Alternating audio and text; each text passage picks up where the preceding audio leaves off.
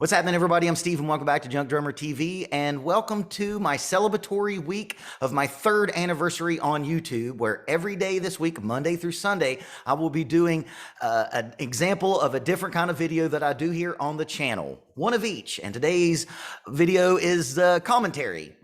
And a lot of these commentary videos come from questions I get in drum lessons. And a student asked me if they should play traditional grip. And then that started me thinking, like, in 2022, is traditional grip even relevant? Like traditional grip, right? And if you're a fan of the channel, you'll know that when I pick up a drumstick, my default setting is to pick it up in traditional grip. It's what I use 90% of the time, unless I'm playing in the metal band where I need powered and I play matched. And the reason I started playing traditional grip was very simple. I saw the band's Last Waltz, and I saw Levon Helm, brother Levon Helm. And if you watch his channel, he's my favorite drummer. And I just emulated him. And I played like a crappy version of traditional grip until I got to high school and made the snare drum line, and then had to learn how to really play traditional grip. And drum corps traditional grip is a little bit different than like traditional grip. And there's a video there to go into all the different styles of playing traditional. There's Moeller. If you watch that one dude, I can't think of his name right now, but he's taken YouTube by storm. He's kind of like the new Buddy Rich, and he's playing all like big band, like crazy big band chop stuff. That guy plays a style of traditional grip that's very, very different than like drum corps. But anyway, I couch that because this may end up being a disparaging video towards traditional grip. Because unless you are in marching band, I don't know if traditional grip is needed anymore. The reason that we play traditional grip goes all the way back to like Civil War and Revolutionary War era drumming, where the drummers played side-slung drums, and you can't play them this way, so they played them this way.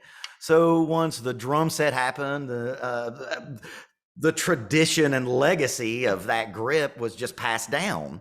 And that's why you see almost exclusively kind of like pre-65, you see almost exclusively those drummers playing traditional grip, because their teachers taught them that, and their teachers taught them that, and their teachers taught them back. And you're like 2, 3, 4 generations back to where side-slung military drums started. Now, you can say that like playing jazz music, it may be advantageous because you can maybe get some of your crush rolls and your little chattery stuff in your left hand a little better. But I mean, you'll see great jazz guys play matched. Here's the thing about traditional. People don't think about this. When you play matched grip, you are using 13, if you're doing it right, you're using 13 muscles. You're engaging 13 muscles to move the drumstick.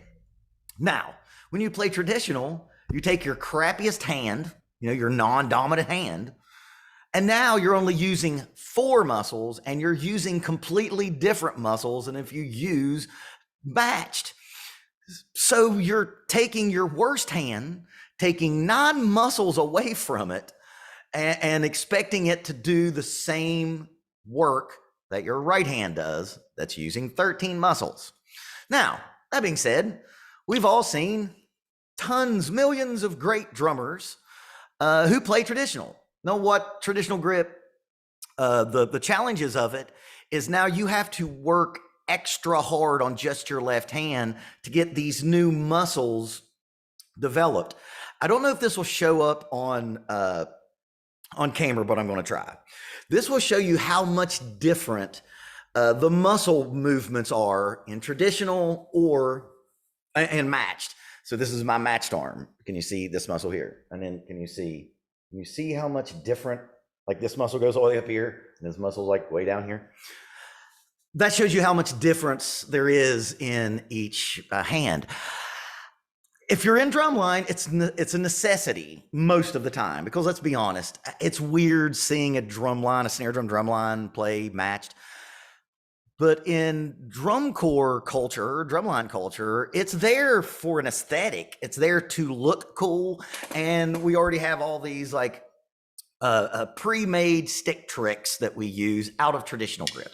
So that's really the only reason why you use traditional grip in drumline, is because it looks cool. Now the thing about drum corps marching band is it is not just an audible art form, it is also a visual art form. So there's something to be said about the aesthetic of seeing someone play traditional, and it does look cool. I think in 2022, I just don't know if it's relevant. And that being said, I play traditional all the time, but I say this in my everyday life. I'm really okay with being a dinosaur. I'm fine with it. I'm fine with being a throwback to a time that is long gone. If you're a student and you're not going to be in drumline, there's really no reason to learn traditional grip. Like this, what are some of the highest level drummers that you can go watch? Symphony players. You never see symphony players playing traditional.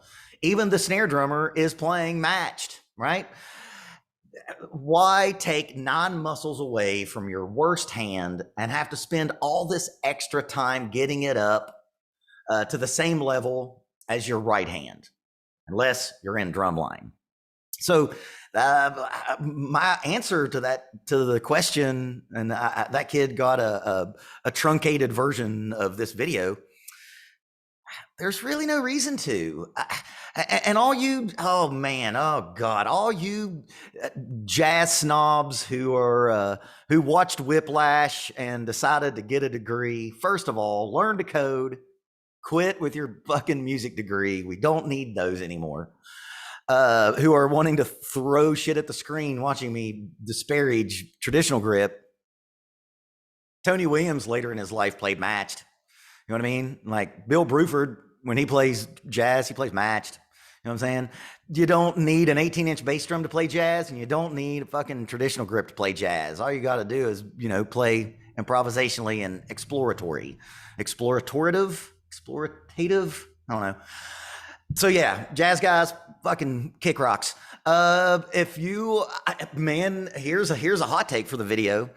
I really think if I ran, one of your great music establishments like Berkeley and those kind of places, I would try to just instate everybody play open-handed, play, left hand on the hi-hat with your right cymbal over here. That to me is more of a 21st century forward thinking way to play the drums. Let's be honest, man. Crossed over traditional grip is not ergonomically efficient at all. But if you play matched, you're wide open. So if I'm like here and I want to go to the drums, I got to do this bullshit here. But if I'm here, I'm wide open.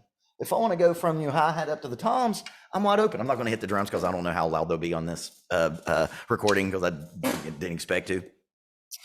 So yeah, I think that not only should traditional grip probably not be a thing anymore, I think we should all probably play open-handed. Because it's just, Harry, what's his last name? Harry Myrie, who I did an interview with. He plays this weird bastardized version of a left-handed drum set playing open-handed.